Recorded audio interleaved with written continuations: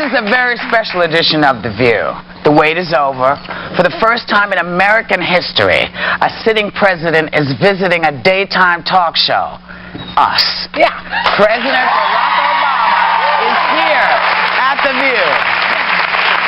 But before we do that, before we start to talk to the president, I just want to say we're all pretty knocked out about this next bit of business that we have. We are thrilled to introduce somebody making a very special appearance today. Please welcome back the amazing Barbara Walters.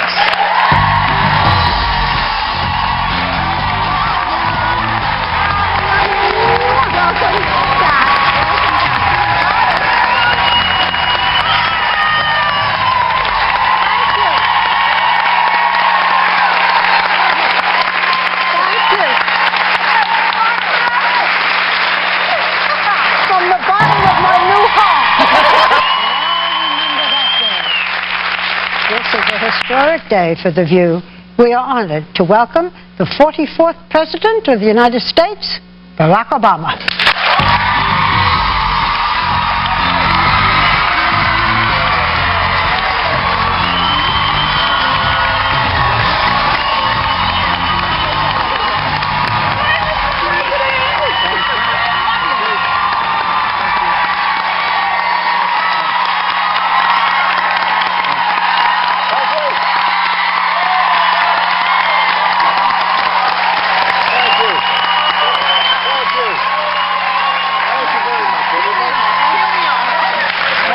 Fun? Well, we hope so, but you know, you've gone through a little bit of a beating the last month. Do you really think that being on the show with a bunch of women, 5 women, who never shut up is going to be calming? That is the... look, I was trying to find a show that Michelle actually watched. And so I thought that this is it right here. Yeah? All those news shows, she's like, let me get the clicker. Have you ever watched us? Of course. No kidding. Of course. Well, this is the second time I've been on now. That's right. That doesn't mean you have to watch it. Third time, President. Third time. Book first. I wasn't here, but I heard. Yeah. You did the book first, and then when you were running, and now, sir, here you are as President of the United States. You were last time you came to the I was explaining that these couches are made for these little people. And so, if you're a little taller, you kind of have to settle in a little bit more. Just settle. You look settled. But you know, we said that this has been a kind of difficult time for you between oil and questions of racism and Afghanistan and a few other little things. We understand that you sit at night with your daughters and your wife and you do the rose and the thorn, right? You still do it? We still do it, although Malia's now at camp and Sasha's away at a friend's house, so it's just me and Michelle. We'll do it for you. Go ahead. In the last month, what has been the rose and what has been the thorn? Well, in the last month, the rose has to be a couple of days we took in Maine with Michelle and Sasha and Malia. And we went on bike rides and hikes. And, the girls are getting old enough now where they're not quite teenagers yet, so they still like you. But they're full of opinions and ideas and observations, and it's just a great age. Malia just turned 12 and Sasha just turned 9. Wow. And it couldn't have been a better couple of days. Thorn. Well, where do I begin here? No, look, obviously the country's gone through a tough stretch since I took office. When I was sworn in, I know you showed the inauguration. We were losing at that time 750,000 jobs per month. The economy was shrinking at a pace of about 6.5%, which is unheard of since the Great Depression.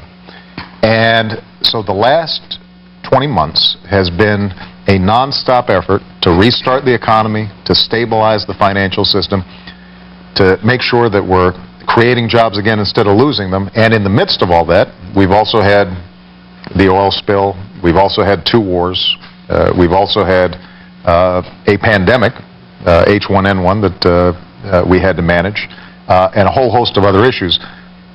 What has been gratifying is the fact that the economy now is starting to stabilize and grow again.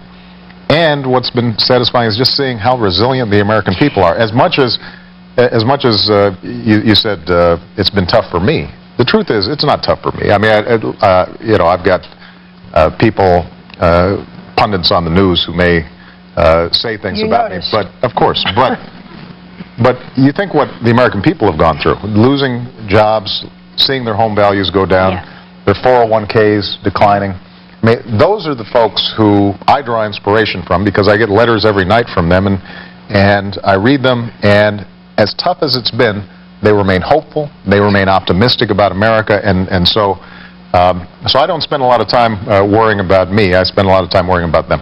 The one thorn, the biggest thorn this past month. Well,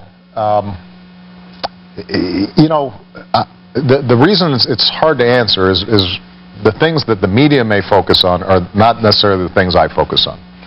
I have to sign letters to parents of children who've been killed in Afghanistan, or the husbands or wives of people who've been killed in battle.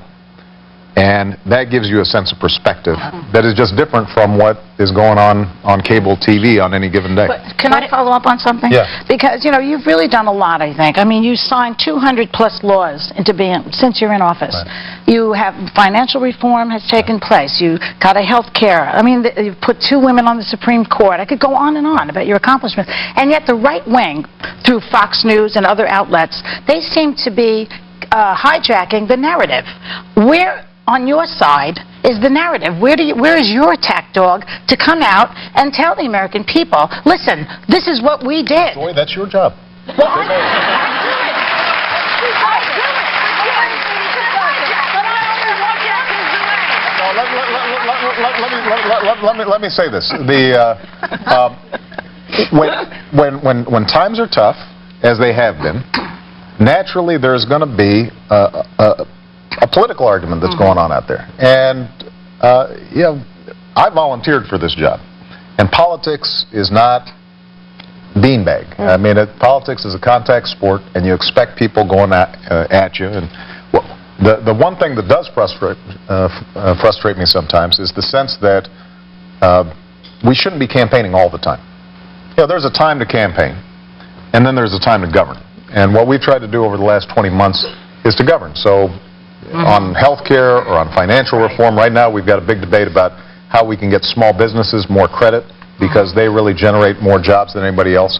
And when you feel as if every single initiative that we're doing is subject to Washington politics instead of, is this good for the country, that can be frustrating. But having said that, look, there are legitimate differences to be had between the parties.